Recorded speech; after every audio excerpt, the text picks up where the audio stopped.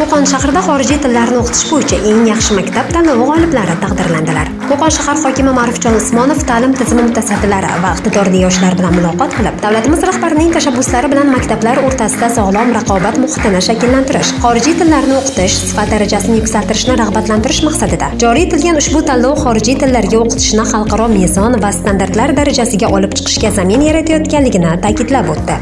Joriy yilda Qo'qon shahrida eng yuksak mukofot 100 million so'm 32-maktabga, 75 million so'm 40 va 50 million so'm mukofoti 1-davlat umumiy o'rta ta'lim maktabiga nasib etdi. Qo'qon shahar hokimi g'olib jamoalarga vaucherlarni tantanali ravishda topshirib, ushbu maktablarda xorijiy tillarni o'qitish darajasi yanada yuksak pog'onalarga ko'tarilishiga ishonch bildirdi. Ulug'bek Norboyev, Zebo Mirzayeva, Qo'qon shahar hokimligi axborot xizmati uchun.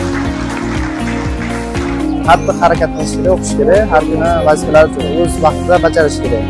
Ta'lim yaxshi darajada bo'lishi kerak, ya'ni a'lo darajada bo'lishi kerak va bu nafaqat bitta o'quvchiga bog'liq, 5 ta komandadagi o'quvchiga bog'liq.